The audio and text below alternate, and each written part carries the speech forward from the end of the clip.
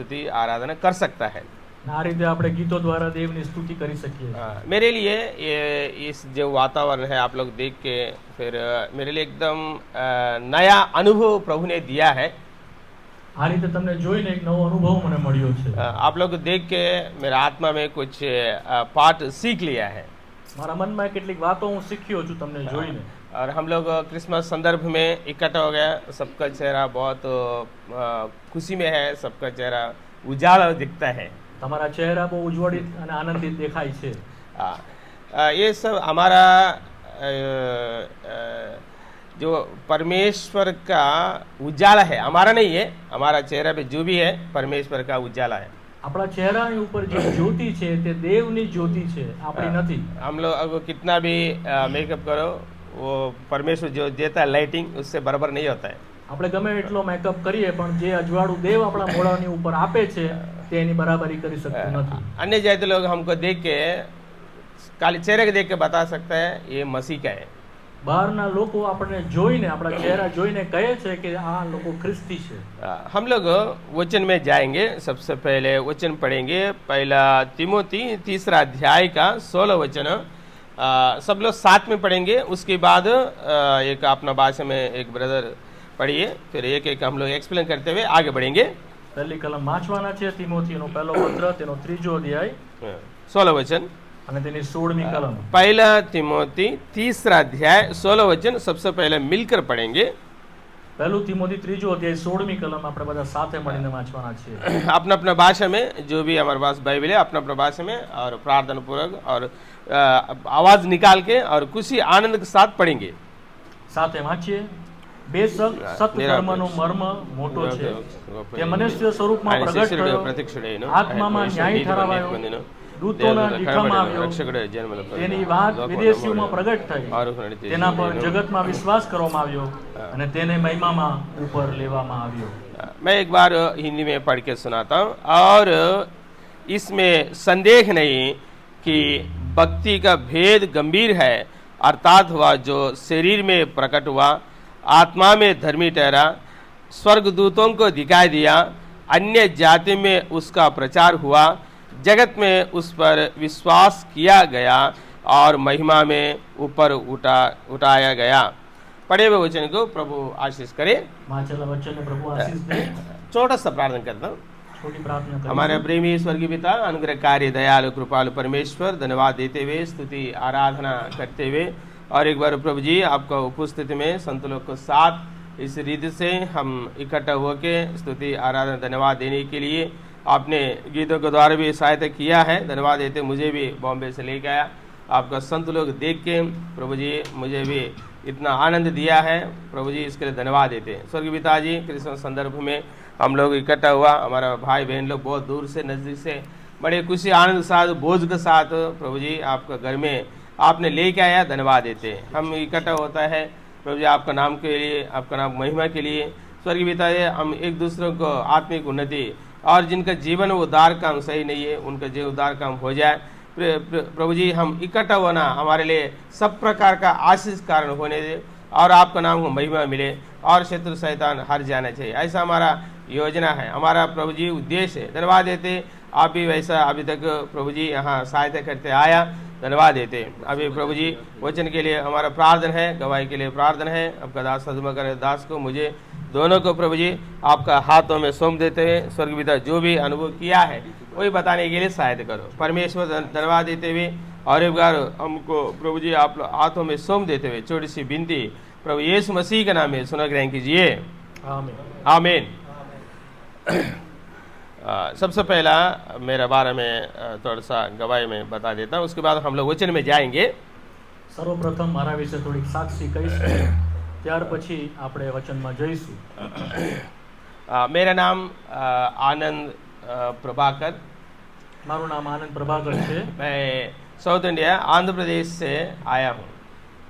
South Bharat દક્ષિણ ભારતના આંધ્ર પ્રદેશમાંથી હું આવું છું. मेरा उम्र 17 साल था तभी प्रभु यीशु मसीह का बारे में एक भाई ने मुझे बताया है। જ્યારે હું 17 વર્ષની ઉંમરનો હતો ત્યારે એક ભાઈએ ઈસુ ખ્રિસ્ત વિશે મને બતાવ્યું. अभी 17 का मतलब 93 नवंबर में 1993 नवंबर महीना में प्रभु यीशु मसीह का जो कल्वर क्रूस में क्या काम किया है वो बताया। मुझे ठीक से समझ में नहीं आ रहा था, उम्र छोटा था, लेकिन मैं विश्वास रखा।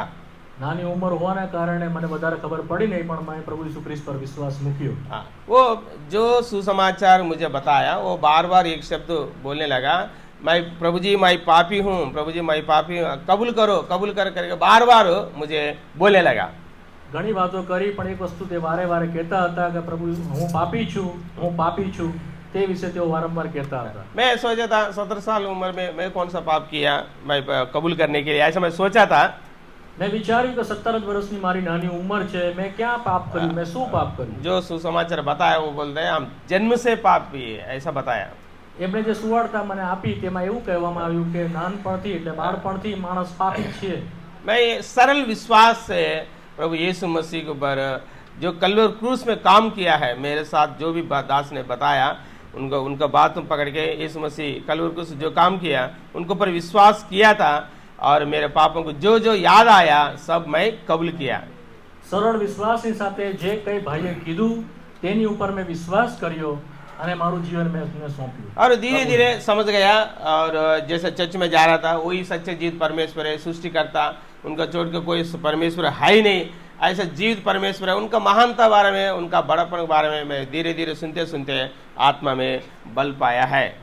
દેવની મહાનતા વિશે ગીતોમાં સાંભળીને ધીમે ધીમે હું એમાં બળ પકડતો ગયો। इसलिए आत्मा में बल पाया मैं। हाँ, मैं हूँ आत्माમાં બળ मैं हूँ પામ્યો। उसके बाद मैं बहुत सारे लोगों को सुसमाचार बताते आया। ઘણા સમયથી હું દેવની સુવાર્તા લોકોને આપતો આવ્યો। बहुत सारे जो ट्रैक्स बुक्स लेके रोड पे खड़ा रहता था, लोगों से बात करते करते मैं 1 किलोमीटर जाता था, वहाँ रुक के वहाँ से जो आता है उसको भी सुसमाचार बोलते बोलते यहाँ आता था। ऐसे 1 किलोमीटर आना जाना होता था। રોડ પર ઉભા રહીને ટ્રક દ્વારા 1 કિલોમીટર આમથી તેમ ચાલીને ઘણા લોકોને મેં સુવાર્તા આપી। ऐसा प्रभु ने जो मेरे अंदर जो बोझ दिया है ऐसा लोगों को मैं बांटने लगा, मैं चुप नहीं रहा। જે દેવે બોજ મારા હૃદયમાં મૂક્યો હતો તે મેં લોકોની આગળ વહેંચ્યો અને હું ચૂપ રહ્યો નહીં। क्योंकि हमारा मेरे पापों को प्रभु ने क्षमा किया, ऐसा आनंद ऐसा खुशी दिया। मैं चलते समय में ऐसा मेरे फीलिंग होता था हवा में चल रहा है क्या, ऐसा फीलिंग होता था। દેવે મારા પાપ માફ કર્યા છે તેના કારણે જાણે કે હું હવામાં ઉડતો હોઉં એ રીતે હું ચાલ્યો। प्रभु ने आवाज देता है, मतलब इनर वॉइस हो, जो ऑडियो वॉइस हो, नहीं तो वचन के द्वारा हो, आवाज देता है तेरा पाप में क्षमा किया, ऐसा जरूर प्रभु बात करेगा।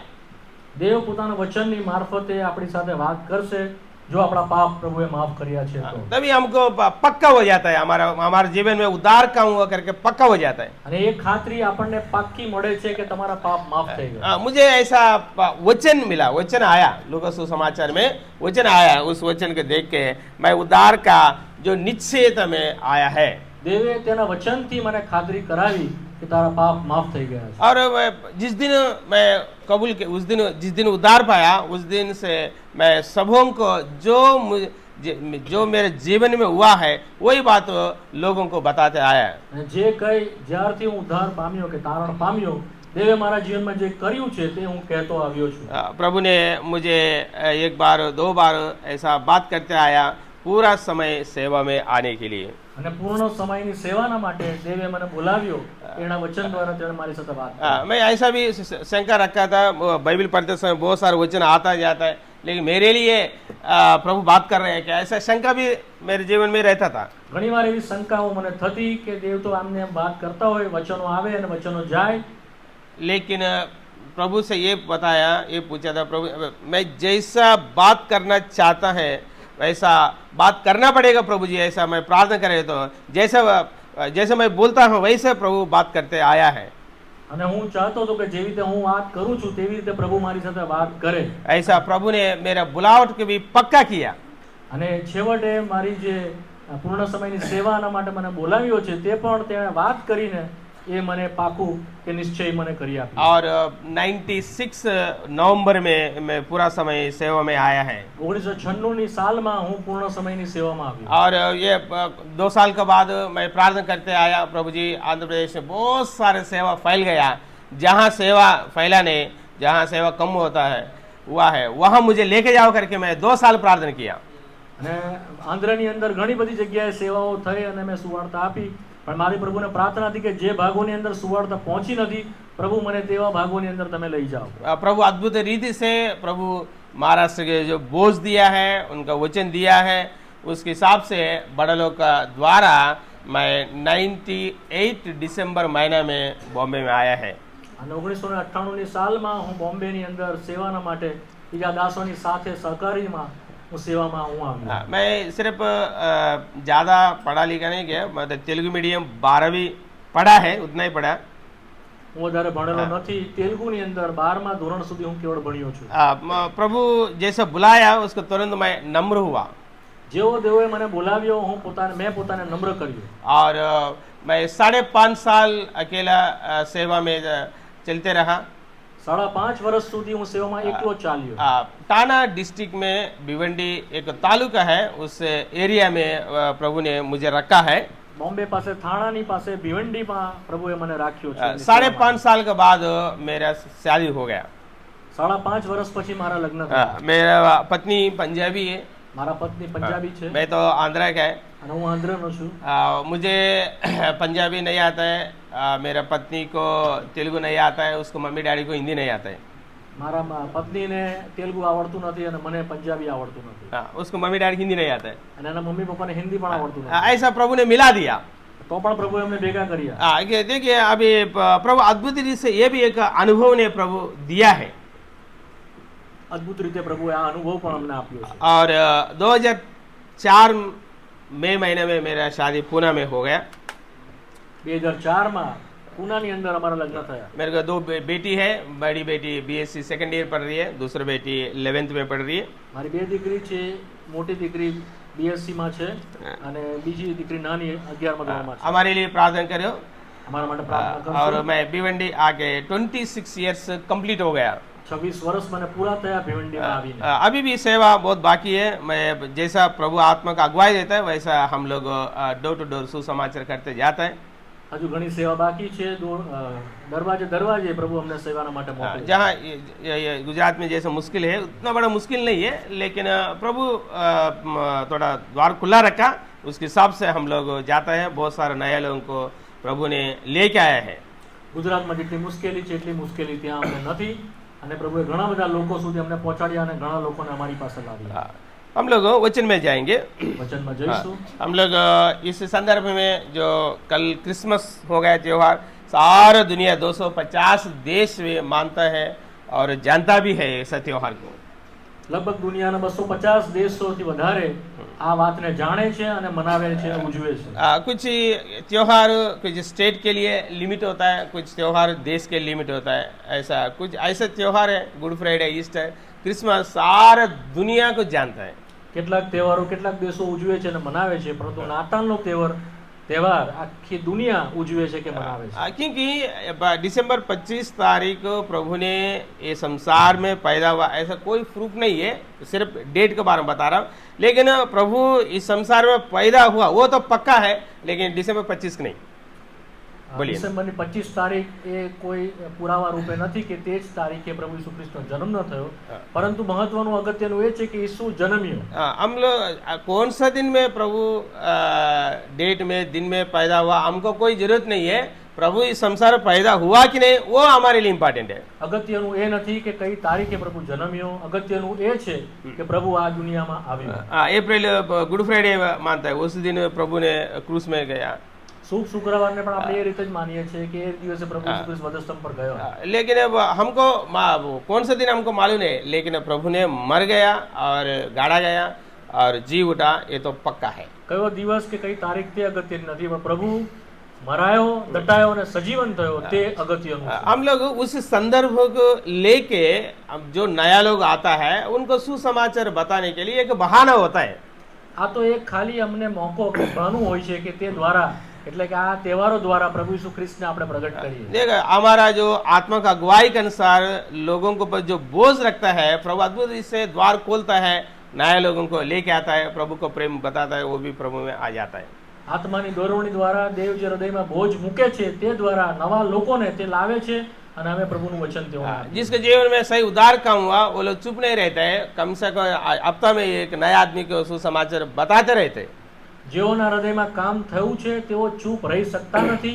અઠવાડિયામાં એક વખત તેઓ પ્રભુની વાત જરૂર બીજાને કહે છે. हाँ, आइए हम 16 वचन को पढ़ेंगे. पहला तिमोथी 3 अध्याय का 16 वचन. और इसमें संदेह नहीं कि भक्ति का भेद गंभीर है. वहां तक पढ़ो ब्रदर. બેશક સત ધર્મનો મર્મ મોટો છે. ये प्रभु यीशु मसीह का जो गुण के बारे में उनका 33.5 सारे जीवन, 33.5 साल का जीवन कैसा था वो इस बातों में लिख दिया. આ કલમની અંદર પ્રભુ ખ્રિસ્તનું 33.5 વર્ષનું જે જીવન છે તે વિશે પૂરેપૂરું લખવામાં આવ્યું છે. मसीह के बारे में जानना बहुत जरूरी है. ખ્રિસ્ત વિશે જાણવું ઘણું જરૂરી છે. मसीह एक परमेश्वर है. ખ્રિસ્ત એ દેવ છે. जो पिता परमेश्वर के द्वारा नियुक्त किया बनाया हुआ व्यक्ति नहीं है. પિતા દેવ દ્વારા તેને બનાવેલી વ્યક્તિ નથી. अपना आप रहने वाला, जैसा पिता था वैसा यीशु मसीह. જેવી રીતે દેવ છે તેવી જ રીતે ઈસુ ખ્રિસ્ત પણ છે. इसलिए मसीह को जितना व्यक्तिगत रीति से हम जानता है अधिक रीति से, वहां हमारा विश्वास भी बढ़ जाता है. ઈસુ ખ્રિસ્તને આપણે જેટલો જેટલો ઓળખીએ છીએ એટલો જ આપણો વિશ્વાસ વધતો જાય. एक व्यक्ति के नाम, एक नबी का नाम नहीं, एक परमेश्वर का नाम उनको जानना बहुत जरूरी है. એક વ્યક્તિ અને એક પ્રબોધકની રીતે ઓળખીએ એટલું પૂરતું નથી, પણ એક દેવ તરીકે ઈસુ ખ્રિસ્તને ઓળખવો એ બહુ જરૂરી છે. हमारा विश्वास बढ़ेगा. આપણો વિશ્વાસ વધશે. किसी व्यक्ति के बारे में हम ध्यान करने की जरूरत नहीं है. किसी व्यक्ति के बारे में नहीं, ये सिर्फ यीशु मसीह के बारे में. બીજા વ્યક્તિઓ વિશે જાણવાની જરૂર છે નહીં, કેવળ ઈસુ ખ્રિસ્તને જાણીએ તે જરૂરી છે. हम लोग इकट्ठा क्यों हुआ? આપણે શા માટે ભેગા થયા हम છીએ? लोग परमेश्वर का वचन जानना चाहिए. દેવનું વચન જાણવા માટે. परमेश्वर का वचन से हमारा प्रभु यीशु मसीह हमारे लिए क्या किया है, अपना आप क्या है, आने वाले दिनों में हमको क्या करने वाला है, ये सब सारे बात वचन से हमको मिलता है. દેવના વચનમાંથી આપણને ખબર પડે છે કે દેવે આપણા માટે શું કર્યું છે અને શું કરનાર છે. દેવના વચનમાંથી આપણે જાણીએ. खाली ऊपर ऊपर जानने की बात नहीं, गहराई से जानना चाहिए हमारे यीशु मसीह के बारे में. ये जो भेद है ये बहुत बड़ा है, ऐसा लिखा, કેવળ महान है. કેવળ ઉપરથી જાણીએ તે પૂરતું નથી, પરંતુ ઊંડાણમાં આપણે તેને જાણીએ. આ ભેદ ઘણો મોટો છે તેમ, અથવા મર્મ ઘણો મોટો છે એ પ્રમાણે લખ્યું છે. खाली उद्धार करता कि नहीं जानना ये बड़ी बात नहीं है. એને ફક્ત તારનાર કે ઉદ્ધાર કરનાર તરીકે જાણીએ એટલું જ પૂરતું નથી. उससे पहले हमारा प्रभु यीशु मसीह कौन है, એ પહેલા આપણો પ્રભુ ઈસુ ખ્રિસ્ત કોણ છે, अभी कौन है, હમણાં કોણ છે, ये सारे बात हम जानना बहुत जरूरी એ है. દરેક વસ્તુ જાણવી બહુ જરૂરી છે. जिनको इच्छा रहता है और जानने के लिए उनको जल्दी प्रभु प्रकट करता है. જેઓ જાણવાને ઈચ્છુક હોય છે તેઓની આગળ તે પોતાને પ્રગટ કરે છે. तभी हमारा विश्वास बढ़ेगा ત્યારે જ આપણો વિશ્વાસ વધશે और खुशी आनंद से हम रहेंगे. અને આનંદથી આપણે રહીશું.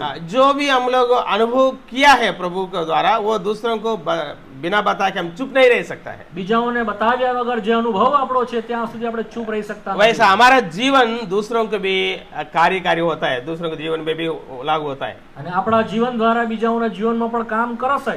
इसलिए सबसे पहले मसीह के बारे में जानना है. એટલે સૌથી પ્રથમ ઈસુ ખ્રિસ્ત વિશે આપણે જાણવું खाली જોઈએ. 2000 साल पहले संसार में मानव रूप धारण के पैदा हुआ.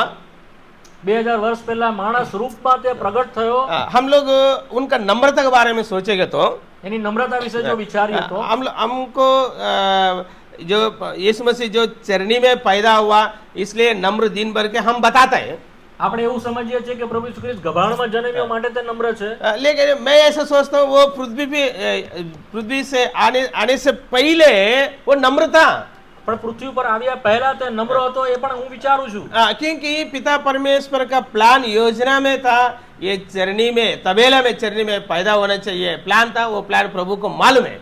દેવ એ પોતાની યોજના અનુસાર કે ઈસુ ખ્રિસ્ત ગભાણમાં જન્મશે તે વિશે તે જાણતો હતો. प्रभु मालूम बनने के बाद इनकार किया क्या? परमेश्वर साथ झगड़ा किया, इनकार किया. દેવની યોજના જાણ્યા પછી શું ઈસુ ખ્રિસ્તે તેનો નકાર કર્યો? देखो प्रभु ये नहीं बताया पिता मुझे राजाओं का चक्रवर्ती घर में पैदा होना चाहिए, ऐसे गरीब घर में अनपढ़ लोग घर में चरनी में पैदा होना मेरे को अच्छा नहीं लगता करके पिता को बोला था. પ્રભુ ઈસુ ખ્રિસ્તે શું દેવને એ પ્રમાણે કહ્યું કે હું ગભાણમાં જન્મવા ચાહતો નથી, તું મને રાજાના મહેલમાં જન્મ આપશો? એ પ્રમાણે તેણે કહ્યું? नहीं बताया. એવું ના કહ્યું. मतलब मैं क्या बोल रहा पृथ्वी से पैदा होने से पहले हमारा प्रभु यीशु मसीह नम्र दीनता करके मैं बता रहा हूँ। હું જે કહેવા માંગુ છું તે એ છે કે પૃથ્વી પર જન્મ્યો તે પહેલા તે નમ્ર થયો હતો। ये शैतान के बारे में हम सोचेंगे तो જો શૈતાન વિશે આપણે વિચારીએ, उनका जो कि सारा दुनिया में पाप का जो मूल है, जो पाप का मूल क्या है? घमंड। આખી દુનિયાની અંદર જો પાપનું કોઈ મૂળ જે છે તો તે અભિમાન છે। घमंड से पाप उत्पन्न होता है। અભિમાનથી પાપ ઉત્પન્ન થાય છે। यीशु मसीह का नम्रता सारे दुनिया को उद्धार का काम हुआ है। પ્રભુ ઈસુ ખ્રિસ્તની નમ્રતા દ્વારા આખા જગતનું તારણ થયું છે। शैतान बनने से पहले लूसीफर था। लूसीफर का जो घमंड सारा दुनिया में पाप लेके आया। શૈતાન જ્યારે પહેલા લ્યુસિફર હતો ત્યારે તેના ઘમંડ કે અભિમાનના કારણે આખા જગતમાં તેણે પાપનો પ્રવેશ કરાવ્યો। देखिए उनका मन में ऐसा सोच था, लूसीफर का मन में, જો લ્યુસિફર કે જે શૈતાન છે તેના મનમાં જે વિચાર હતો, 14 अध्याय 13 वचन, यशायाह 14 का 14મો અધ્યાય 13 वचन અને તેની 13મી કલમ, यहाँ 14 અને 13, यहाँ कुछ बात लिखा है। કેટલીક વાત અહીંયા લખી છે। पढ़िए। તે તારા હૃદયમાં કહ્યું હતું કે હું આકાશો પર ચડીશ ને હું દેવના તારાઓ કરતા મારું રાજ્યસન ઊંચું રાખીશ, હું છેક ઉત્તરના છેડામાં સભાના પર્વત પર બેસીશ। यहाँ हम लोग देखते देखो कितना प्रकार का शैतान ने अपना आप को ऊंचा कर रहा है। આપણે જોઈએ છે શૈતાન કેટલી હદે પોતાને ઊંચો કરે છે। तू मन में कहता थे कि मैं स्वर्ग के ऊपर चढ़ूंगा। पढ़िए ना। તે તારા હૃદયમાં કહ્યું હતું કે હું આકાશો પર ચડીશ, मैं अपने सिंहासन को ईश्वर के तारागण से अधिक ऊंचा करूंगा, દેવના તારાઓ કરતા મારું રાજ્યસન ઊંચું રાખીશ, और उत्तर दिशा के चोर पर सभी के पर्वत पर विराज दूंगा। હું છેક ઉત્તરના છેડામાં સભાના પર્વત પર બેસીશ। एक देखेंगे तो कितना बड़ा बड़ा सोच विचार था शैतान का। આ વિશે જોઈએ તો શૈતાન કેટલું બધું ઊંચું વિચારી રહ્યો છે। देखिए उसका जो मन में उत्पन्न हुआ है वो बात, सारे बात पिता के सामने नहीं रखा। એના મનમાં જે વાતો ઉત્પન્ન થઈ હતી તે ઈસુ ખ્રિસ્તે આની જેમ પિતાની આગળ ન મૂકી। उसका मन में उत्पन्न होना प्रभु के दृष्टि में पाप हो गया। જે વાત શૈતાનના મનમાં ઉદ્ભવી તે દેવ એટલે પિતાની આગળ એ પાપ રૂપે ઊભી રહી। देखिए एक क्लैरिटी लिखा, कल एक शब्द, तू मन में कहते थे। આ વાત પર ધ્યાન કરો। તે તારા હૃદયમાં કહ્યું। जो मन में वो सोचता था, वो सोच विचार पिता के सामने नहीं रखा। पिता के सामने रखने से पहले वो परमेश्वर दृष्टि में पाप हो गया। એના પોતાના હૃદયમાં જ વિચાર્યું હતું, હજુ તો તેણે મોંમાં લઈને પિતાની આગળ કે દેવની આગળ મૂકેલું જ નહીં શૈતાને, એ પહેલા જ તેના મનમાં એ પાપ થઈ ગયું। इसलिए परमेश्वर ने कहा कि उसको गिरा दिया नीचे। માટે લખવામાં આવ્યું છે દીવે તેને નીચે ફેંક્યો। लेकिन हमारा प्रभु यीशु मसीह की नम्रता देखो। તો પ્રભુ ઈસુ ખ્રિસ્તની નમ્રતા વિશે उनको जहाँ पैदा होना चाहिए वो हो सकता है, उनका अधिकार है। राजा के घर में, चक्रवर्ती घर में पैदा होने के लिए अधिकार है, फिर भी पिता जो बोला है वही किया है।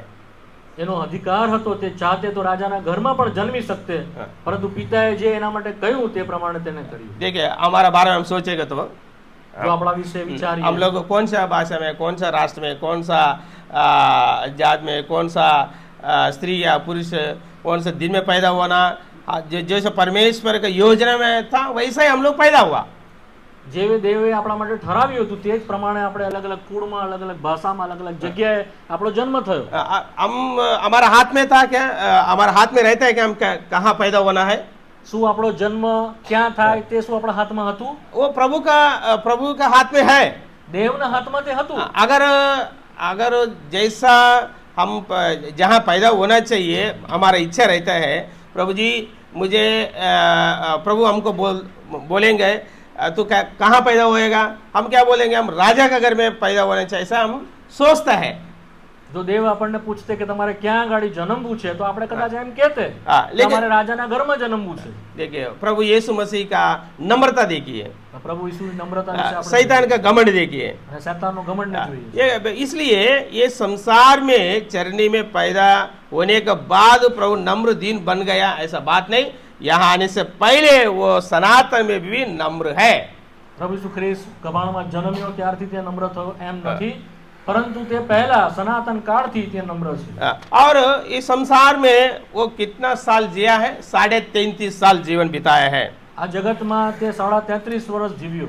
ये संसार में कैसा शरीर लेके आया है? કેવું શરીર તેણે ધારણ કર્યું? देखिए हम लोग रोमी किताब 8 अध्याय का एक वचन पढ़ेंगे। રોમીઓનો પત્ર તેનો 8મા અધ્યાયમાંથી એક કલમ વાંચવાના છે। रोमी किताब 8 अध्याय का 4 वचन। રોમી 8મો અધ્યાય તેની 4th કલમ વાંચું। पढ़िए। તેથી આપણામાં એટલે દેહ પ્રમાણે નહીં પણ આત્મા પ્રમાણે ચાલનારામાં નિયમની માંગણી પૂર્ણ થાય। ऐसा ऐसा लिखा गया 3रा वचन में, क्योंकि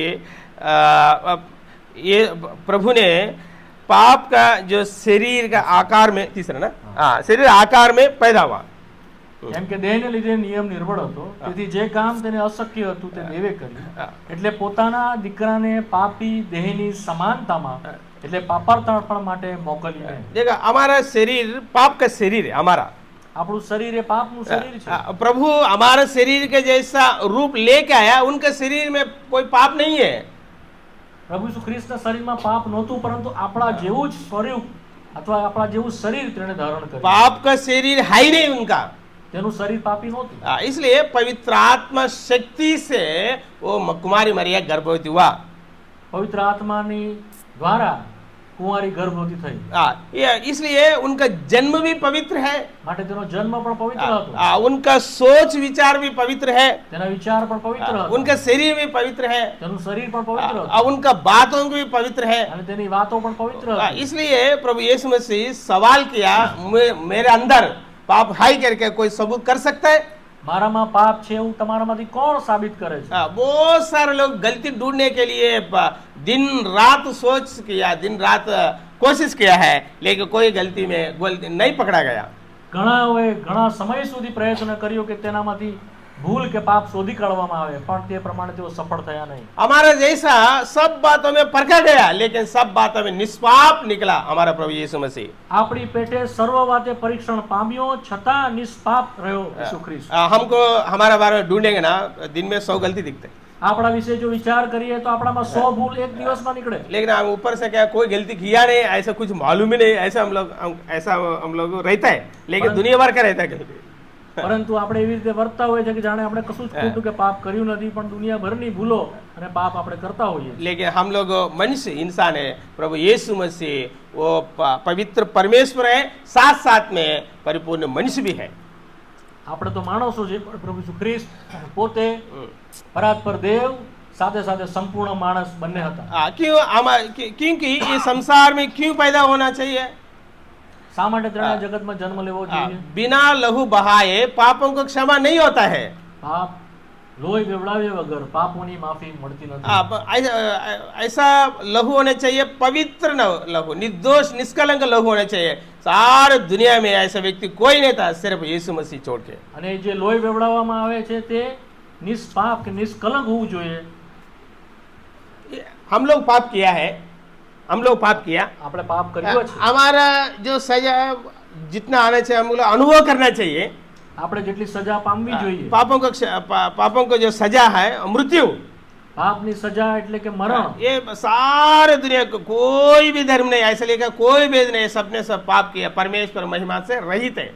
સગડાએ પાપ કર્યું અને સગડા દેવના મહિમા વિશે અધૂરા છે। इसलिए सब लोग बेचैन रहते हैं, अशांति रहते हैं। क्यों? पाप का कारण ये सब प्रकार का गड़बड़ हो जाता है मन में। પાપને કારણે બધા બેચેન છે, અશાંત છે। ये सब निकालने के लिए परमेश्वर ने उसका पुत्र प्रभु यीशु मसीह को संसार में 2000 साल पहले पैदा किया है। એનાથી છોડાવવાના માટે ઈસુ ખ્રિસ્તને દેવે આ જગતમાં 2000 વર્ષ પહેલા મોકલ્યો। परमेश्वर ने मानव रूप धारण के पैदा होना, ये बहुत चमत्कार बात है, बहुत अद्भुत बात है। हम सोचेंगे तो ये बहुत, मुझे भी ऐसा डर भी लगता है, खुश भी लगता है, आनंद भी लगता है। આ એક ચમત્કાર કે આશ્ચર્યજનક વાત એ છે કે દેવ તે માણસ રૂપમાં પ્રગટ થયા। हमारे लिए कितना प्रेम किया, देखिए, તેણે આપણી પર કેટલો બધો પ્રેમ કર્યો। इसलिए उनका प्रेम को हम लोग समझना है। માટે તેના પ્રેમને આપણે સમજવું જોઈએ। इसलिए ये संसार में पैदा हुआ। अभी हम लोग उच्च में गए, ये जो पहली है ना सेंटेंस पढ़िए ब्रदर, 16 का। પહેલું તિમોથી તેનો 16મો અધ્યાય અને તેની જે પહેલી 16મી કલમનો જે પહેલો ભાગ છે તે વિશે. हाँ, अब 16 आप पढ़िए. બેશક સત ધર્મનો મર્મ મોટો છે, તે મનુષ્ય સ્વરૂપમાં प्रकट થયો. हाँ, बात ये बात है. अभी हम लोग 16 में एक एक हम लोग ध्यान मन करते आगे बढ़ेंगे. अर्थात वह जो शरीर में प्रकट हुआ, તે મનુષ્ય સ્વરૂપમાં પ્રગટ થયો. अभी क्लियर हो गया यीशु मसीह शरीर में क्यों प्रकट हुआ. હવે તમને સ્પષ્ટ થયું કે ઈસુ ખ્રિસ્ત શા માટે માણસ આકારમાં પ્રગટ થયો. हमारा शरीर, हमारा जैसा हमारा शरीर था वैसा शरीर में संसार में प्रकट हुआ. જેવી રીતે આપણી પાસે શરીર છે તેવી જ રીતે આપણા જેમ આ શરીરમાં તે પ્રગટ થયો. उनका लहू भी उनका खुद का लहू है. તેમનું લોહી પણ તેનું પોતાનું લોહી છે. उनका सारे जीवन पवित्रता से जीवन जिताया, इसलिए उनका लहू भी पवित्रता था. આખું જીવન પણ તેણે પવિત્રતામાં વિતાવ્યું માટે તેનું લોહી પણ નિષ્કલંક નિષ્પાપ રહ્યું હતું. इसलिए जो कोई उनके ऊपर विश्वास रखता है उनका लहू से पापों की क्षमा, अपराधों को छुटकारा मिलेगा. એ માટે જે કોઈ તેના નામ પર વિશ્વાસ કરે છે તે તેના લોહી દ્વારા પાપોની માફી પામે છે. 2000 साल पहले ये बात हुआ, लेकिन आज भी उनका लहू हमारे लिए समीप है. 2000 વર્ષ પૂર્વે આ કામ થઈ ગયું છે અને આજે પણ એ ચાલુ છે. विश्वास से मांगेंगे प्रभु हमारा पापों को कैसा भी रहने दो, वो प्रभु शुद्ध करेगा, क्षमा करेगा. વિશ્વાસથી આપણે માનીએ છીએ કે આપણા પાપ ગમે તેવા ગમે તેટલા કેમ ના હોય એના લોહીમાં આપણને ક્ષમા મળે છે. इसलिए प्रभु यीशु मसीह के ऊपर विश्वास रखने से सबसे पहले हमको क्या मिलेगा. પ્રભુ ઈસુ ખ્રિસ્ત પર વિશ્વાસ કરવા દ્વારા સૌથી પહેલો અનુભવ આપણો શું બને છે. वचन में लिखा है पापों को क्षमा मिलेगा. સૌથી પહેલા વચનમાં લખાયું છે કે આપણને પાપોની માફી મળે છે, हमारा अपराधों को छुटकारा मिलेगा. આપણા પાપોથી છુટકારો મળે છે. ये बात पतरस ने अन्य जाति बीच में कोर्नेल के घर में ये बात बताया है. અન્ય ધર્મી કર્નેલિયસના ઘરમાં પિત્તરે આ વાતને કહી. ये ऐसा बताते हुए पतरस ने पुराने नियम में जाके, पुराने नियम में जो जितना नबी है सब लोग यीशु मसीह के बारे में भविष्यवाणी किया करके भी बताता है. આ વાત કહેતા તેણે જૂના કરણમાંથી પ્રબોધકોએ જે વાતો આગાહીના રૂપમાં કરી હતી કે પ્રબોધના રૂપમાં કરી હતી તે તેણે પુરવાર કરતા કર્નેલિયસના ઘરમાં વાત. क्या मिलेगा यीशु मसीह के ऊपर विश्वास रखने से. પ્રભુ ઈસુ ખ્રિસ્ત પર વિશ્વાસ કરવાથી શું મળશે. सबसे पहले पापों को क्षमा. સર્વપ્રથમ પાપોની માફી મળશે. हम जो पाप किया है हमारा पाप को हम निकाल नहीं सकते हैं, क्षमा नहीं कर सकते. આપણે જે પાપ કરીએ છીએ નથી આપણે એને ક્ષમા કરાવી શકતા કે નથી આપણે તેમાંથી છુટકારો પામી શકતા. कोई व्यक्ति सामने व्यक्ति भी क्षमा नहीं कर सकते क्योंकि सब लोग पाप नहीं किया. આપણી સામેની વ્યક્તિ કે જેની સામે આપણે પાપ કર્યું છે તે પણ આપણે ક્ષમા કરી શકતી નથી જો- કારણ કે તે પણ પાપી છે. जो पाप नहीं किया वही व्यक्ति क्षमा कर सकता है. કેવળ એ જ વ્યક્તિ આપણને ક્ષમા આપી શકે કે જેણે કદી પાપ કર્યું નથી. संसार में सबने सब पाप किया. निष्पाप व्यक्ति प्रभु यीशु मसीह छोड़ के संसार में कोई है ही नहीं. इसलिए पापों को क्षमा करने के लिए ये भूमि पर प्रभु यीशु मसीह को अधिकार मिला है. જગતમાં સર્વએ પાપ કર્યું છે, કેવળ જે નિષ્કલંક રહ્યો એવો ઈસુ ખ્રિસ્તને એવો અધિકાર પ્રાપ્ત થયો છે કે તે આપણા પાપોની ક્ષમા આપણને આપે. इस संसार में हम कुछ भी हमको संसार के संपत्ति रहने दो नहीं रहने दो कोई फर्क नहीं पड़ता है. આ જગતમાં આપણી પાસે સંપત્તિ ધન દોલત હોય કે ના હોય એનાથી કોઈ ફરક પડતો નથી.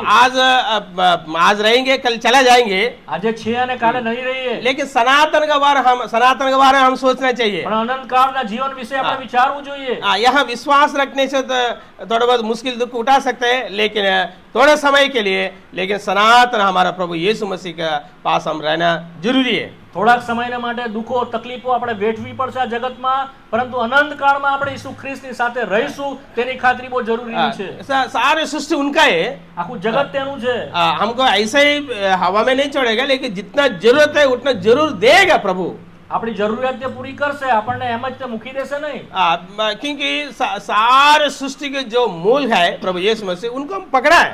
આખી સૃષ્ટિનો મૂળ જ તે છે અથવા તેનું ઉત્પન્ન કરતા તે છે. जो जरूरत है जरूरत के अनुसार हमको देख के हमारा खुशी आनंद को बढ़ाएगा. એનું છે માટે આપણી જરૂરિયાત અનુસાર તે આપણને આપશે.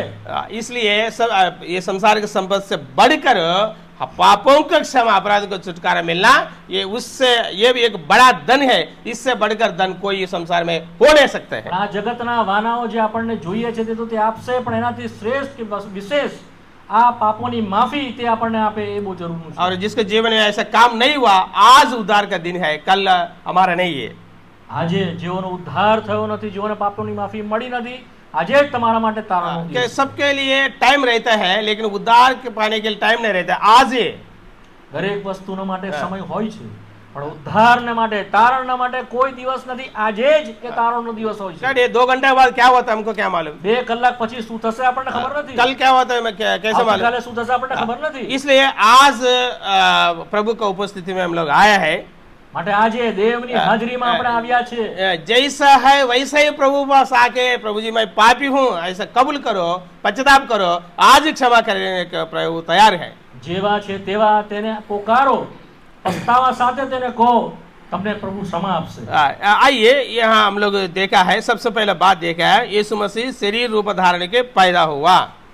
આવો પહેલી વખત જે આપણે વાત જોઈ ગયા, ઈસુ ખ્રિસ્ત તે મનુષ્ય સ્વરૂપમાં પ્રગટ થયો. और दूसरा बात हम देखेंगे आत्मा में धर्मी ठहराया। આત્મામાં ન્યાય ઠરાવાયો. 33.5 साल जीवन में उनका आत्मा में हो, उसका शरीर में हो, उनका मानसिक सब बातों में नीतिमान है, 33 વર્ષમાં તેનું જીવન ન્યાયપણાથી અને ધાર્મિકતાથી ભરાયેલું હતું. देखो कल क्रूस में जाने से पहले पिलात का जो पत्नी उनको क्या बोलती है, બદસ્તંભ પર જતા પહેલા પિલાતની પત્ની એ આપણને શું કહે છે? वो धर्मी के ऊपर तो हाथ मत डालना, तेरे को पाप लगेगा। તું એ ન્યાયને અડકીશ નહીં, तने शिक्षा थसे। मैंने उनको पर विश्वास नहीं रखा जो अन्य जाति जैसा है, वो उनको कैसे प्रकट हो गई देखिए। एक विदेशी केवी रीते आवाज जानी गई। आप वो धर्मी है, उनको पर हाथ लगाएंगे तो पाप हो जाती, इसलिए वो पानी लाके हाथ धोया। ये न्यायी छे, तू ये न्यायी ने अड़कीस नहीं एम करीने तेने पोताना हाथ धोई नाख्या। इसलिए जो कोई उनको पर विश्वास किया वही लोग गवाही दिया, जो अन्य जाति है वो लोग उनका चाल चलन देख के ये धर्मी करके गवाही दिया है। जो विश्वास करियो छे तेओ एनु जीवन जोईने एना पर एना विषे साक्षी आपी, पण जो अन्य धर्मी विदेशी हता तेओए तेनु वर्तन जोईने तेना विषे साक्षी आपी। आज भी धर्मी है, खाली 3.5 साल बाद सीमित नहीं हुआ, आज भी धर्मी है। 33.5 વર્ષ तेनु जीवन खाली न्यायी हतु के धर्मी हतु एवुं नथी, आजे पण ते न्यायी ने धर्मी छे। जैसे यीशु मसीह को विश्वास रखने वालों को भी धर्मी बनाया जाए, क्योंकि वो खुद धर्मी है। यीशु ख्रिस्त न्यायी छे, माटे जेओ एना पर विश्वास मूके छे तेओने पण न्यायी ठहराववामां बनाववामां आव्या छे। जैसे यीशु मसीह पवित्र है, जो कोई उनको विश्वास रखता है उनको भी पवित्र बनाएगा। जेम यीशु ख्रिस्त पवित्र छे, जे कोई एनी पर विश्वास मूकशे तेम जेम ते पवित्र छे तेम तेने ते पवित्र बनावशे। देखो कोई भी प्रभु हमारा जबरदस्ती नहीं करता है हमको, मतलब विश्वास रखो मेरे पास आओ, जबरदस्ती नहीं करते हैं आपणी ऊपर कदी पण ते जबरदस्ती अथवा तो जबरदस्ती नहीं करता है, जबरदस्ती नहीं कर सकते, क्योंकि खुशी के साथ आनंद के साथ प्रभु पास आने से हमको आशीष मिलता है। परंतु આપણે આનંદથી ખુશીથી પોતાની મરજીથી તેની પાસે આવીએ તો આપણે તેનો આનંદ પામીએ। क्योंकि हमको प्रभु ने स्वयं जो इच्छा दिया है, फ्री विल दिया है, उनका हम प्रभु का अनुमति देंगे तो टच करेगा, नहीं तो नहीं करेगा। આપણને સ્વ ઈચ્છા અપાયેલી છે, માટે આપણે જો રજા આપશું તો પ્રભુ આપણી પાસે આવશે ને આપણે સ્પર્શ કરશે, અન્યથા તે આપણી ઉપર જબરજસ્તી કે જોર જલમ કરશે નહીં। मैं पाप में रह जाता, मेरे मनमानी करने से जी जाता, मेरे मर्जी है ऐसे तो जिद्दी बन के जिएंगे तो प्रभु कुछ नहीं कर सकते। આપણે પાપી જ રહેવા માંગીએ અને પાપમાં જ રમ્યા કરવા માંગીએ તો પ્રભુ આપણા પર જબરદસ્તી કરશે નહીં અને પ્રભુ આપણી ઉપર કઈ ફોર્સ લાવશે નહીં। आदम को बोला ये फल खाने से तुम मर जाएगा, આદમને કહેવામાં આવ્યું આ ફળ ખાશે ત્યારે તેઓ મરશે।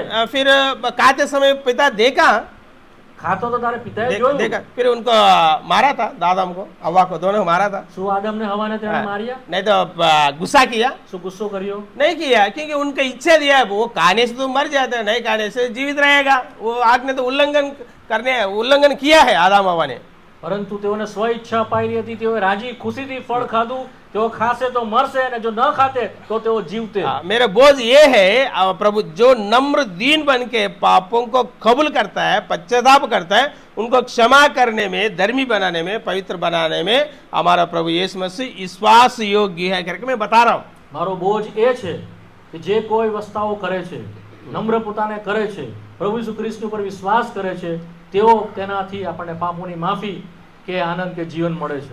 उस अनुभव में जो है उसके लिए मैं धन्यवाद देता हूँ। જેઓ આ અનુભવ પ્રાપ્ત કર્યો છે, એટલે કે જેઓના પાપ ક્ષમા થઈ ગયા છે, તેઓના માટે હું દેવની સ્તુતિ કરું છું। जो अनुभव नहीं है आज ही उद्धार के दिन उस अनुभव में आ जाओ। પણ જેઓને અનુભવ થયો નથી, તેઓના પાપ માફ થઈ ગયા, તેઓના પાપ હવે છે નહીં, ક્ષમા મળી ગઈ છે, એવાને જેઓની પાસે અનુભવ નથી તેઓના માટે जो सही उद्धार काम हुआ है जिसका जीवन है, वो लोग मसीह के बारे में ज्यादा जानकारी करते करते आगे बढ़ना है। જેઓના પાપ માફ થઈ ગયા એવો અનુભવ છે તેઓ ઈસુ ખ્રિસ્તને વધારે ને વધારે ઓળખે એમ કરીને તેઓની યાત્રામાં આગળ ને આગળ વધે છે। हमारा जो क्रिश्चियन लाइफ, जो मसीह के जीवन में, मुझे ऐसा समझता है हर दिन मसीह को अनुभव करना है। ખ્રિસ્તી જીવનને હું એ રીતે જોઉં છું કે સમજુ છું કે ઈસુ ખ્રિસ્તને હું રોજ રોજ ઓળખતો જાઉં। जैसा प्रभु यीशु में संसार में जिया था, જેવી રીતે ઈસુ ખ્રિસ્ત આ જગતમાં જીવ્યો, उनका सोच विचार हो, उनका बात हो, उनका सारे चाल चलन हो, वैसा ही हम दिन प्रतिदिन अनुभव करते आगे बढ़ना है। वही मसीह के जीवन। જેવું તે ચાલ્યો, જેવું તે વિચાર્યો, જેવી રીતે તેણે જીવ્યો, તેવી જ રીતે આ જગતની અંદર વિશ્વાસી તરીકે આપણે જીવીએ, ચાલીએ અને વિચારીએ, એ ખ્રિસ્તી जीवन છે। इसलिए हमारा प्रभु यीशु मसीह हमारे लिए अच्छा नमूना है, अच्छा एग्जाम्पल है, और कोई व्यक्ति नहीं हो सकता है।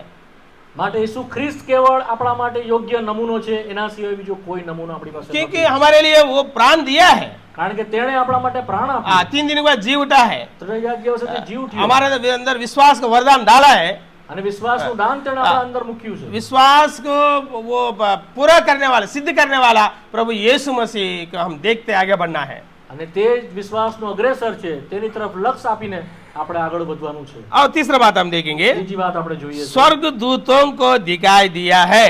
દૂતોના દીઠામાં આવ્યો। देखो, जिस दिन यीशु मसीह पैदा हुआ, सबसे पहले किसको दिखाई दिया? दिसंबर 25 तारीख को, જ્યારે પ્રભુ ઈસુ ખ્રિસ્ત જન્મ્યો ત્યારે નાતાલમાં સૌથી પહેલા તેને કોને જોવામાં આવ્યો? इसको आप गलत मत पकड़ो, ऐसा पूछा करके आदत हो गया।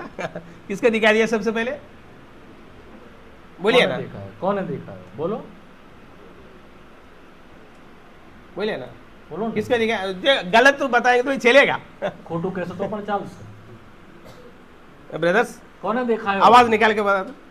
મોટેથી બોલો। हाँ, क्या बोल रहे? चरवा। हाँ, राइट। और બીજા કોઈ? हाँ, ठीक है। यहाँ हम लोग देखते हैं स्वर्गदूत को दिखाई दिया। અહીંયા આપણે જોઈએ છે કે દૂતોના सबसे पहला, સૌથી પહેલા ये स्वर्गदूत किसको जाके बताया? દૂતોએ સૌથી પહેલા કોને કીધું? अब इजी हो गया आपका आंसर देने के लिए। किसको? चरवा ना, चरवा।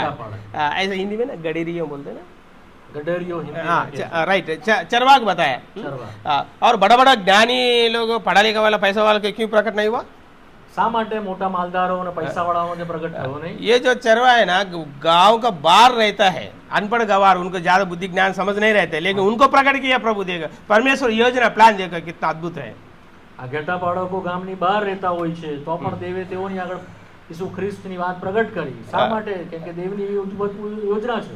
और उसके बाद अब 40 दिन रात प्रभु यीशु मसीह उपवास प्रार्थना किया था।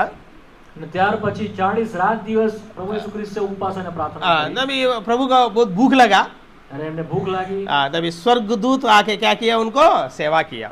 ત્યારે દૂતોએ આવીને તેની સેવા કરી। मतलब स्वर्गदूत को दिखा दिया, प्रभु उनको देखा, उन लोग भी इनको भी देखा। અને તેઓ દૂતોએ તેઓને જોયો, दोनों को, એકબીજાને। उसके बाद कल्वर क्रूस में जाने से पहले વધસ્તંભ પર ગયા તે प्रभु પહેલા यीशु मसीह उनके सारे दुख को याद करते हुए रोने लगा। અને દુઃખોને વિશે વિચાર करता તે રડ્યો। तो उस समय स्वर्गदूत आके क्या किया? उनको तसल्ली दिया, बल दिया, ऐसा लिखा। અને ત્યારે સ્વર્ગદૂતે તેને બળ આપતો એમ દેખાયો। उसके बाद तीसरे दिन जी उठा है। અને ત્યાર પછી ત્રીજા દિવસે જ્યારે તે સજીવ उसी समय में स्वर्गदूत को दिखा दिया सबसे पहले। અને ત્યારે સૌથી પહેલા સ્વર્ગદૂતોએ તેને જોયો। और लोग आए, कुछ स्त्री लोग आया था, उनको बताया, और जीव तो परमेश्वर को क्योंकि मुर्दों में क्यों ढूंढने का आया। કેટલીક સ્ત્રીઓ ત્યાં પહોંચી ત્યારે દૂતોએ તેઓને કહ્યું કે જીવતાઓને તમે મરેલાઓમાં શા માટે શોધો છો? इसलिए यहाँ हम पहले तिमोथी 3:16 में पढ़ते हैं, स्वर्गदूत को दिखा दिया है। માટે અહીંયા લખવામાં આવ્યું છે પહેલો તિમોથી 3:3 16મી કલમની અંદર સ્વર્ગદૂતોના દીઠામાં તે આવ્યો। उसके बाद चौथा बात, हम जल्दी जल्दी आगे बढ़ेंगे। ઝડપથી આગળ વધીએ છીએ। ચોથી વાત, अन्य जातियों में उसका प्रचार हुआ। તેની વાત વિદેશીઓમાં પ્રગટ થઈ। इसमें यहाँ मेरा जो तेलुगु बाइबल में ऐसा लिखा है, सारे दुनिया में जो उद्धार करता, संसार का उद्धार करता करके लिखा। મારા આંધ્ર બાઇબલમાં પ્રમાણે લખ્યું છે આખા જગતના ઉદ્ધારકર્તા તરીકે તે દેખાયો। देखो, समरी स्त्री से बात करते रहा, ત્યારે સામરૂની સ્ત્રીની સાથે તેને વાત કરી. उनका जीवन पूरा परिवर्तन हो गया। તેઓના જીવનમાં બદલાવ આવ્યું वो गांव में जाके बता दिया, અને ગામમાં જઈને તેણે કહ્યું पूरा गांव के लोग लेके आया। અને બધા ગામના લોકોને તે લઈને 2 આવ્યા. दिन वचन सुना, 2 દિવસ વચન સાંભળ્યું. फिर गांव के लोग क्या बोलते हैं प्रभु को, અને પ્રભુને ગામના લોકોએ શું કહ્યું? सॉरी वो स्त्री को क्या बोलते हैं, ગામના લોકોએ સ્ત્રીને શું કહ્યું? अभी तक आपने जो भी बताया है बहुत अच्छा है, लेकिन हम लोग खुद सुने, खुद अनुभव पाया है, ये सचमुच जगत का उद्धार करता है, हम जान लिया। હવે તારા કહેવાથી જ કેવળ નહીં, પણ અમે જોયું છે અને જાણ્યું છે કે આ જગતનો ઉદ્ધાર કરનાર તે ખાતરીપૂર્વક આજ છે. इसलिए आज 800 करोड़ लोग हैं सारे दुनिया में। આજે 800 કરોડ લોકો આખી દુનિયાની અંદર એવા છે. यीशु मसीह जी के द्वारा ही स्वर्ग में जाना पड़ेगा, का कोई रास्ता है ही नहीं। ઈસુ ખ્રિસ્તની મારફતે તેઓએ સ્વર્ગમાં જવું પડશે, એ તેઓ માને છે, બીજો કોઈ માર્ગ નથી. ये लोग माने नहीं माने, लेकिन सच्चे जीत परमेश्वर प्रभु यीशु मसीह छोड़ के संसार में कोई है ही नहीं। આખા જગતમાં બીજું કોઈ છે નહીં ઈસુ ખ્રિસ્ત સિવાય ઉદ્ધાર કરનાર તરીકે. मार्ग सच्चा जीवन मैं हूँ, मेरे बिना पिता के पास कोई पहुंच नहीं सकता है। માર્ગ સત્ય તથા જીવન હું છું, મારા આશ્રય વિના બાપની પાસે કોઈ આવી શકતું નથી. वही सच्चा जीत परमेश्वर है, એ જ કેવળ સાચો અને જીવતો દેવ वही છે. सृष्टिकर्ता परमेश्वर है, કે સૃષ્ટિનું ઉત્પન્ન કરનાર પરમેશ્વર सृष्टि છે. बनने से पहले से है। સૃષ્ટિ બનાવ્યા અગાઉથી તે હતો. सृष्टि उनके द्वारा नियुक्ति, उनका शब्दों से તેના દ્વારા તેના શબ્દથી આખી જગતને ઉત્પન્ન કરવામાં આવ્યા भूमि છે. आकाश सूरज चंद्रमा तारा बादल सब जो भूमि के ऊपर जो भी है, आकाश के ऊपर भूमि के नीचे जो भी है, उनका वचन से बनाया है। આકાશ અને તારામંડળ અને જે કંઈ બી બ્રહ્માંડમાં છે, એટલે કે આકાશમાં ઉપર અને જમીનમાં નીચે તળે જે કંઈ પણ છે એ બધાનો ઉત્પન્ન કરતા ઈસુ ખ્રિસ્ત છે. 4 प्रकार का प्राणी की भी बनाया है, 4 પ્રકારના પ્રાણીઓને પણ તેણે इसलिए બનાવ્યા છે. सृष्टि करता हमारा प्रभु यीशु मसीह। માટે સૃષ્ટિનું ઉત્પન્ન કરનાર તે છે. और एक दिन ये सृष्टि सत्यानाश हो जाएगा। અને આ એક દિવસ આવશે કે જ્યારે સૃષ્ટિનો નાશ થશે. मतलब सृष्टि बनाने से पहले से था हमारा प्रभु यीशु मसीह। એનો અર્થ કે તે સૃષ્ટિ બન્યા અગાઉ તે હતો. सृष्टि नाश होएगा, नाश होने वाला है, होने के बाद भी रहने वाला। એનો અર્થ એમ છે કે સૃષ્ટિ નાશ થઈ ગયા પછી પણ તે રહેનાર છે. उनको कोई आदि नहीं है, अंत नहीं है, उसको कोई आरंभ नहीं, अपना आप रहने वाला परमेश्वर है। તેનો આરંભ પણ નથી અને તેનો અંત પણ નથી.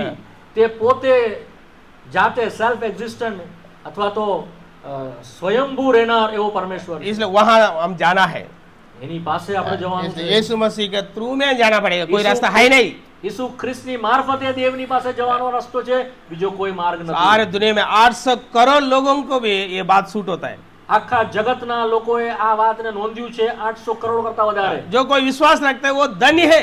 જે કોઈ વિશ્વાસ કરશે તે ધન્ય છે. पर में 2000 साल में जो कलवर क्रूस में काम किया है हम लोग नहीं देखा, लेकिन विश्वास करना है। कलवर क्रूस में प्रभु ने जान दिया, 2000 વર્ષ અગાઉ જે થઈ ગયું તે તો આપણે જોયું નહોતું, પણ વિશ્વાસ આપણે તેની પર કરવાનો છે કે જે થયું છે તે વિશ્વાસ યોગ્ય છે. जो बिना देख के विश्वास करता है वो धन्य है। જેણે જોયો નથી તેનો વિશ્વાસ, જેવો વિશ્વાસ કરે છે તેઓ ધન્ય છે. इसलिए समरे गांव पूरा लोग उद्धार पाया है।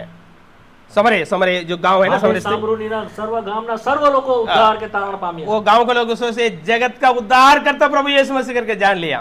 તેઓએ જાણી લીધું કે આખા જગતનો ઉદ્ધાર કરનાર તે ઈસુ ખ્રિસ્ત કેવળ છે. और 5वां बात आएंगे, 5મી વાત જોઈએ. लिखा है जगत और अन्य जाति में उसका प्रचार हुआ, जगत में उस पर विश्वास किया गया। जगत તેના में પર જગતમાં વિશ્વાસ કરવામાં આવ્યો. देखिए शास्त्री और फरीसी लोग प्रभु के पीछे पड़ा, શાસ્ત્રીઓ અને ફરીસીઓ ઈસુ ખ્રિસ્તની પાછળ પડ્યા क्योंकि गलत पकड़ने के लिए। કે તે ખોટામાં તેને પકડાય. फिर सब बातों में फेल हो गया, सब बातों में फेल हो गया। તેઓ નિષ્ફળ ગયા और लोग 1000 लोग प्रभु के पीछे पड़ रहे हैं, અને હજારો લોકો પ્રભુની પાછળ આવી રહ્યા क्योंकि હતા. प्रभु खाना दे रहा है કે તે રોટલી આપતો હતો और गरीबों को सुसमाचार बता रहा है અને ગરીબ લોકોને તે સુવાર્તા આપતો और હતો. हर प्रकार बीमारी को चंगा कर रहा है। અને બીમારી અથવા તો રોગને, કોઈ પણ પ્રકારના રોગને તે और मरा हुआ इंसान उनको भी जिंदा कर रहा है। અને મરેલાને તે સજીવન करतो હતો. जो मृत्यु जो तीन लोगों को प्रभु ने जिंदा किया है 3 मृत्यु से। લોકોને મરણમાંથી પ્રભુ ઈસુ ખ્રિસ્તે સજીવન કર્યા. 2000 साल पहले कितना देश था हमको मालूम है, सबको मालूम पड़ा है, सबको मालूम पड़ा है। 2000 વર્ષ પહેલા કેટલા દેશ હતા આપણને ખબર નથી, પણ આજે સર્વ લોકોને એ વાતની માહિતી છે. सब लोग महिमा किया, સર્વ લોકોએ તેનો મહિમા કર્યો. इसलिए दुनिया उनके पीछे पड़ा है। માટે આજે આખું જગત તેની પાછળ પડેલું છે. लिखा है जगत में उस पर विश्वास किया, जगत में बहुत सारे लोग उन दिनों में भी विश्वास किया है, आज भी विश्वास बढ़ रहा है. લખવામાં આવ્યું છે તેના પર જગતમાં વિશ્વાસ કરવામાં આવ્યો, તે દિવસોમાં પણ આખા જગતે તેના પર વિશ્વાસ મૂક્યો. और आखिरी में અને છેવટે और महिमा में ऊपर उठाया गया. અને છેલ્લે મહિમામાં તેને ઉપર લઈ લેવામાં આવ્યો. देखो मर के 3 दिन के बाद कौन जी उठा? અને મર્યા પછી 3 દિવસ પછી કોણ જીવીને ઉઠ્યું? अब अंत कर रहा है क्योंकि अभी देखो लाजर का जी उठना, यीशु मसीह का जी उठना फर्क, बहुत फर्क है. લાઝરસનું સજીવન થવું અને ઈસુ ખ્રિસ્તનું સજીવન થવું બંને વાતમાં ઘણો ફરક છે. लाजर 4 दिन के बाद जिंदा किया, फिर से मर गए वो. લાઝરસ 3 દિવસ પછી સજીવન કર્યું અને મરી ગયો. प्रभु यीशु मसीह फिर से मरा नहीं? मरा. 4 દિવસ પછી यीशु मसीह नहीं मरा फिर से. પ્રભુ ઈસુ ખ્રિસ્ત ફરી જીવીને પાછો મર્યો નહીં. 40 दिन तक अपना चेलों को दिखा दिया है. 40 દિવસ સુધી આ પૃથ્વી પર તેણે પોતાના શિષ્યોને દર્શન આપ્યું. मैं जीवित हूँ, जैसे एक पक्का प्रूफ के साथ उनके चेलों को दिखा दिया है. એક પાકી સાબિતીના રૂપમાં શિષ્યોને તેણે પોતાને પ્રગટ जिसको કર્યું. जैसा विश्वास आता है वैसा प्रकट करते आया, बात करते आया. જેઓને જેવો વિશ્વાસ મળ્યો તે રીતે તેઓએ ખ્રિસ્તને પ્રગટ કર્યું. और 40 दिन के बाद स्वर्गारोहण हो गया. અને 40 દિવસ પછી તે ઉંચકાઈ ગયો. फिर આકાશમાં. अभी आने वाला है. અને ફરી પાછો તે આવનાર છે. जैसा पिता की योजना में था संसार में आना चाहिए, જેવી રીતે દેવની યોજનામાં તે આ જગતમાં આવ્યો आया है. છે और कलर क्रूस में लहू बहाया, અને વ્રતસ્તંભ પર લોહી વેવડાવ્યું, मारा गया મરાયો और गाड़ा गया દટાયો और तीसरे दिन जी उठा. અને ત્રીજા દિવસે સજીવન ये થયો. सब काम हो गया. એ બધું કામ પૂર્ણ થયું. एक काम बाकी है, वो आने वाला है. અને એક કામ બાકી છે તે પાછો આવી રહ્યો છે. 2000 साल हो गया. हमारे लिए बहुत लेट हुआ ऐसा लगता है, लेकिन उनका दृष्टि में 2 दिन का बराबर है, 2 घंटा का बराबर है. 2000 વર્ષ થઈ ગયા આપણી દ્રષ્ટિમાં તે ઘણું મોડું કહેવાય, પરંતુ દેવની દ્રષ્ટિમાં કેવળ 2 દિવસ થયા છે. इसलिए प्रभु जी उठने के द्वारा वो सच्चा जीत परमेश्वर का और पक्का प्रूफ का साथ सबूत किया है. પ્રભુ ઈસુ ખ્રિસ્તનું સજીવન થવું એ સાચી ને પાક્કી રીતે સાબિત કરે છે કે તે દેવ છે. आदम से लेकर आज तक कितना लोग मर गया, जीव नहीं उठा है. આદમથી લઈને અત્યાર સુધી કેટલા બધા લોકો મરી ગયા, હજી સુધી તો સજીવન થયા નથી. अगर जी उठा लेकिन फिर से मर गया, लेकिन यीशु मसीह के जैसा स्वर्गारोहण कोई नहीं गया. કેટલાક સજીવન કરવામાં આવ્યા, તેઓ પાછા મરી ગયા અને સજીવન થયા નથી, પણ ઈસુ ખ્રિસ્ત સજીવન થઈને સ્વર્ગે પહોંચ્યા. इसलिए हमारे ये प्रभु यीशु मसीह का बातों में उनका सारे जीवन जो भी बात निकालो, जो भी बात देखो, एक चमत्कार, एक अद्भुत बात है. किसी के जीवन में ऐसा हो नहीं सकता है. અને માટે ઈસુ ખ્રિસ્તના જીવનમાં આપણે કોઈ પણ વાત જોઈએ, એક ચમત્કાર અને અદ્ભુત વાત એનામાં આપણે જોઈએ છે. એના સિવાય બીજા કોઈની અંદર આપણે એ બાબતો જોતા નથી. उनका जन्म के बारे में हो, તેના જન્મના સંદર્ભમાં હોય, उनका 33.5 साल के जीवन के बारे में हो, 33.5 વર્ષના તેના જીવન વિશે उनका હોય, क्रूस में कितना भयानक अपमान का मृत्यु के बारे में हो, અપમાનજનક વધસ્તંભનું તેના મરણ વિશે હોય, और उनका गाड़ा जाने में, અને તેના દફન उनका समाधि भी अद्भुत बात है. समाधि ये जो कब्रिस्तान, वो एक उनका कब्रिस्तान, हम लोग मर जाएगा तो ऐसा गाड़ देते हैं. यीशु मसीह का ये है, एक पत्थर को एक बोलता है. તેની કબર પણ એક અદ્ભુત હતી, કારણ કે આપણે જેમ દાટવામાં આવે છે તેના જગ્યાએ તેઓ કબર એટલે પથ્થરની કબરની અંદર મૂકતા હતા. मतलब एक स्पेशल प्रभु का ये जो भी बात है स्पेशल अद्भुत बात है. તે પણ એક અદ્ભુત બાબત છે. और जी उठने के बारे में, અને जी उठने के बारे में, ફરી ઉઠવાને और स्वर्गारोहण जाने के बारे में, सब बात अद्भुत है, सब बात બધી अद्भुत. બાબતો અદ્ભુત છે. इसलिए हमारा प्रभु यीशु मसीह का बात, यीशु मसीह का जो नाम है, एक नाम वो अद्भुत युक्ति करने वाला है.